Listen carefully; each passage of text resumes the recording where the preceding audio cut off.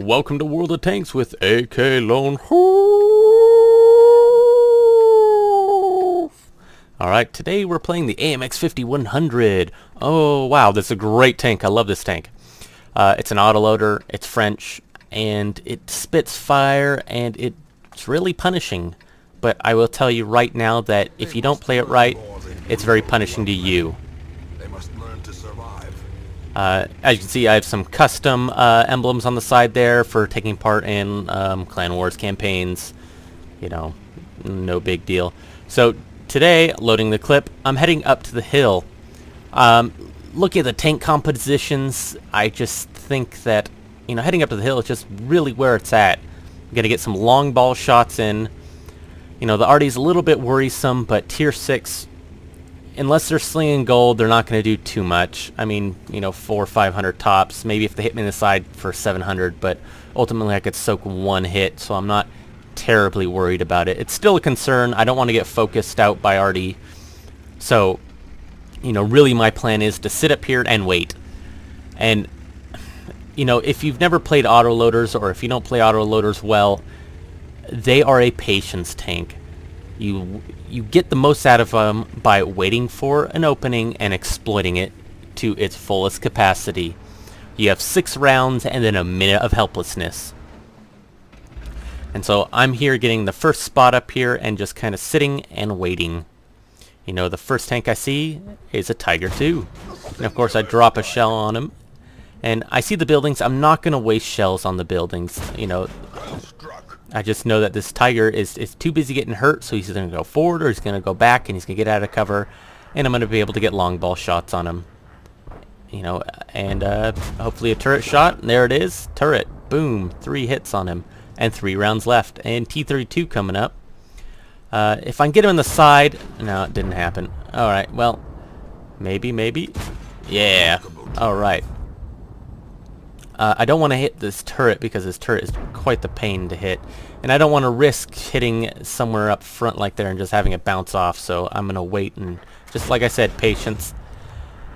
Oh well, I tried. As you see, I'm slinging gold. Honestly. Alright, that's what I was worried about. That's right. Artie, right to the face. So I'm not repairing my tracks. I know Artie takes a while to reload. So I'm letting it fix itself. Relocating. While I'm reloading, I'm letting the tank play as it is. You know, so I noticed that the IS-3 is now getting hit, so that leads me to believe that I'm free to move back up here and I'm not spotted. So I'm looking to get shots on this Panther, and I really zoom in. I'm like, okay, some nice glorious side armor shots. Waiting for this clip to load up, and shells downrange, a bounce. This one, not so much. Let's see what happens. He's gone. Well, took him out. Alright, T-37. Alright, KV-85, hoping to get some turret shots, but alas, it does not work out for me. Let's see what happens with this T-32. See, now, he poked out. I bounced on him. He got killed.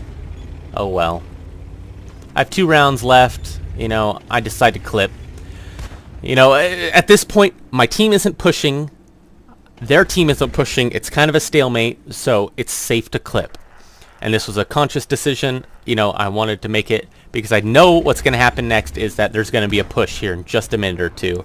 This guy's just wasting his rounds for no reason. So I'm waiting for the push to happen. Right about now, I'm not quite done clipping, but I know that the other tanks are going to be forced to do something really quick. So I'm going to take advantage of it and move in. You know, I'm hoping to unload an entire clip on this IS-6 and take him out of the game. I'm worried about that J-Panther. He's somewhere back there. Same with the Artie. You know, but there's really... I can only do so much about that. Alright, Artie hit him, so I'm going to just go ahead and take advantage of it. There you go. He's out. Next target, KV-85. I keep rolling past him and get behind him because he can't turn very well. And that's where I take him out, right here. Boom. Now I'm kind of in an overextended position, but unfortunately my team will need to push up with me, and they're kind of lollygagging. So I figured, well, I'm clipping. What do? I take cover behind one of these buildings. It's about all I have left at the moment. And the other AMX 5100 right there, Comrade Giraffe. He's at 32%. And then he gets dropped at 2, and I realized, well, I might as well go and just ram him. I have nothing left, you know. Hopefully I might get reloaded. We'll see. And here it comes. Just such a lovely ram. Boop. And let's see if I get a shot on the Jet Panther.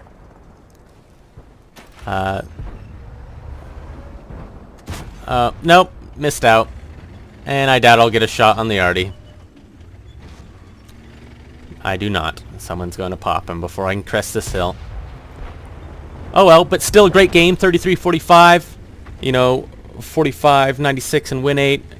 It was a fun match. Great way to end it. The trick is with these autoloaders, man, just take your time, wait for your opening, and take it. That's the best way to play it, especially if you don't have support. If you don't have any platoon members, you have to play it slow. That's about all I can tell you about it. You know, otherwise just, you know the feel of the ebb and flow of the game and keep an eye on your minimap. Alright, this has been another episode of World of Tanks. I'll catch you in the next video.